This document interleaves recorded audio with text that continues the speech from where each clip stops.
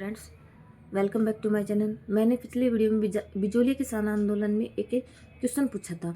वह था कि प्रताप के अलावा बिजोलिया किसान आंदोलन की खबरें कौन से अखबार में या पत्र में छपी थी।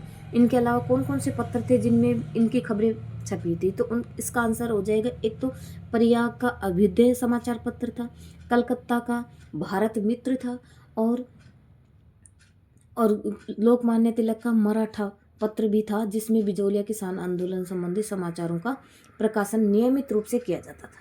ठीक है। और अब एक क्वेश्चन और पूछती हूँ मैं बिजोलिया किसान आंदोलन से। बिजोलिया किसान आंदोलन के रूप में संदेश वाहक के रूप में किसने कार्य किया था। तो इसका क्वेश्चन हम नेक्स्ट वीडियो में देंगे आंसर। अगर आपको आता है तो कमेंट बॉक्स में ज़रूर बताएं। चलिए शुरू करते हैं बिजोलिया किसान आंदोलन। बिजोलिया नहीं, बेगू किसान आंदोलन। यह 1921 में शुरू हुआ था। मेवाड़ के ठिकाने बेगू के किसानों ने अपने जागीरदार के अत्याचारों के विरुद्ध 1921 में आंदोलन आरंभ कर दिया था। तो मेवाड़ के ठिकाने के जो किसान थे, उन्होंने 1921 में जागीरदार के विरुद्ध आंदोलन शुरू कर दिया था। बेगू के किसानों ने मेनाल भीलवाड़ा में भैरवकुंड नामक स्थान पर एकत्रित तथा निश्चित किया कि बिजोलिया के समान बेगू में भी किसान शोषण के विरुद्ध आंदोलन कर अनेक प्रकार की लाग बागों से मुक्ति प्राप्त करेंगे। तो ये बेगू के किसान कहाँ इकट्ठे हुए थे? भीलवाड़ा के भैरवकुंड नामक स्थान पर एकत्रित हुए थे। हम ये ध्यान रखेंगे कि बेगू के किसान कहाँ इकट्ठे हुए थे? भैरवकुंड नामक स्थान पर। ठीक। इसी तरह एक सभा चांदखेड़ी में हुई थी। इसके अलावा एक सभा कहाँ हुई थी? चांदखेड़ी में भी, कि इन्होंने जागीरदारों के विरुद्ध आंदोलन करेंगे और जो कि बिजोलिया किसानों को जो राहत मिली है उसी तरह हमें भी मिलेगी। बेगू किसान आंदोलन के नेता राजस्थान सेवा संघ के मंत्री राम नारायण चौधरी थे। तो इसके नेता कौन थे? राम नारायण चौधरी। जागीरदार ने आंदोलन को कुचलने के लिए हिंसात्मक उपायों का सहारा लिया, पर किसान इस संघर्ष में निरंतर डटे रहे थे। 1921 में मंडावरी नामक स्थान पर किसान सम्मेलन पर गोलियां चलाई गई थी। तो बेगू किसान आंदोलन के दौरान किस स्थान पर गोलियां चलाई गई थी? 1921 में तो मंडावरी नामक स्थान पर 1921 में हिंसात्मक कार्यवाही की गई थी। अंत में बेगू के ठाकुर अनूप सिंह ने विवश होकर किसानों से समझौता कर लिया तथा उनकी सभी मांगी मान ली थी। रियासत और ब्रिटिश सरकार ने ठाकुर की समझौतावादी नीति को बोलवेसिक फैसला कहकर मान्यता देने से इनकार कर दिया तथा ठाकुर पर समझौता रद्द करने के लिए दबाव डाला गया। ठाकुर की समझौतावादी नीति को बोलवेसिक की संज्ञा दी गई थी। तो किस समझौते को दी गई थी? जो बिजोलिया के किसान से जो समझौता किया गया था, बिजोलिया के बार बार बिजोलिया नाम आता है, बेगू के किसानों के साथ जो समझौता किया गया था, इसे बोलवेसिक समझौते की संज्ञा दी गई थी। और यह समझौते को रद्द करने के लिए ठाकुर पर दबाव डाला गया था। ठाकुर के अस्वीकार करने पर उसे मार्च 23 में उसे नज़रबंद कर उदयपुर भेज दिया गया था। ठिकाना मुसरत मात के सुपुर्द कर दिया गया था। तो जो बेगू का जो ठिकाना था, तो ठाकुर ने तो समझौता रद्द करने से अस्वीकार कर दिया। तो उसमें क्या किया गया कि मार्च 1923 में ठाकुर को तो नज़रबंद कर दिया गया और नज़रबंद करके कहाँ? उदयपुर भेज दिया। और ठिकाना जो मुसरमात के सुपुर्द कर दिया था, कोर्ट्स ऑफ वार्ड्स के अधीन मुसरमत ने इस ठाकुर का प्रशासन संभाला था।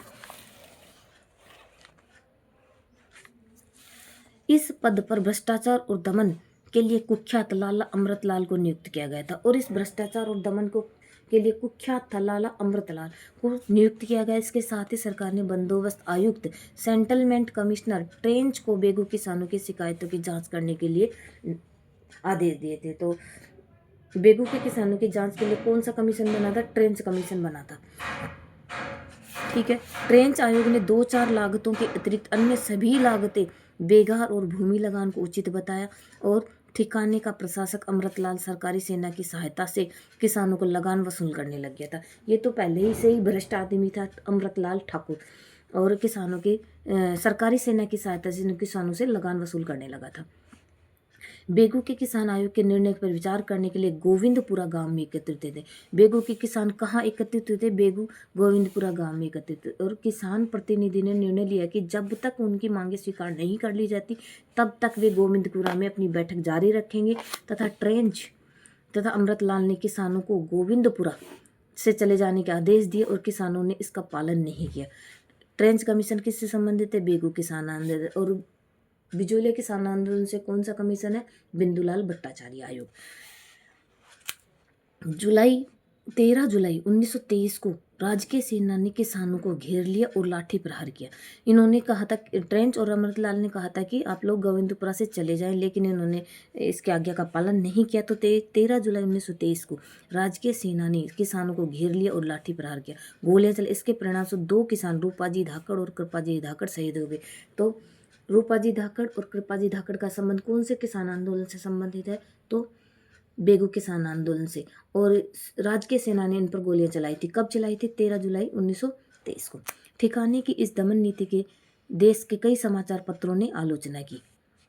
महाराणा फतेह सिंह ने इस घटना पर अपनी नाराजगी जताने के लिए मेवाड़ के दीवान प्रभाषजी चंद्र चटर्जी की ड्यूटी बंद कर दी थी। फतेह सिंह ने इस घटना पर अपनी नाराजगी जताने के लिए, रूपाजी कृपाजी धाकड़ शहीद हो गए थे, इन्होंने राजकीय सेना ने इन पर गोविंदपुरा में सभा हो रही थी, उस पर गोलियां चलाई थी 13 जुलाई 1923 को। तो फतेह सिंह ने इस घटना पर अपनी नाराजगी के लिए मेवाड़ के दीवान प्रभाषजी चंद्र चटर्जी की ड्यूटी समाप्त बंद कर दी गई थी। तो किसकी ड्यूटी कर दी गई थी बंद? प्रभाष चंद्र चटर्जी की।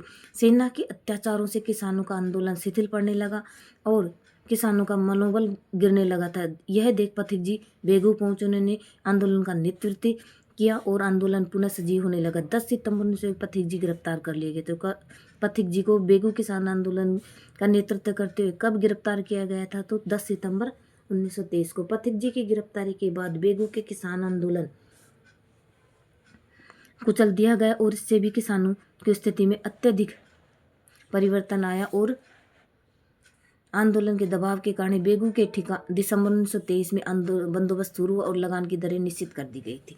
तो इस तरह से यह आंदोलन समाप्त होता है। तो इसमें 2-3 पॉइंट मुख्य बनते हैं। एक तो जो बोलवेसी की संज्ञा दी गई थी, इसको अस्वीकार करने के लिए ठाकुर पर दबाव डाला गया था। तो जब उन्होंने अस्वीकार कर दिया तो उन्हें नज़रबंद करके कहाँ भेजा गया था? पहला क्वेश्चन इसमें। दूसरा क्वेश्चन है, फिर उनको तो नज़रबंद कर दिया, तो इस ठिकाने को, जो बेगू ठिकाना था, इसका कोर्ट्स ऑफ आर्ट्स के अधीन कर दिया गया था। तो इसकी बागडोर किसने संभाली थी? इस ठिकाने का प्रशासक किसके हाथ में आ गया था? तो इस क्वेश्चन के आंसर आप दो क्वेश्चन पूछे मैंने।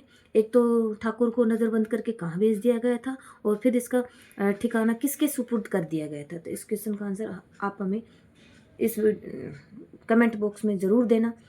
नेक्स्ट वीडियो में हम पढ़ेंगे अलवर भरतपुर किसान आंदोलन। इस वीडियो में इतना ही। अगर आपको वीडियो पसंद आता है तो मेरे चैनल को लाइक शेयर सब्सक्राइब ज़रूर करें।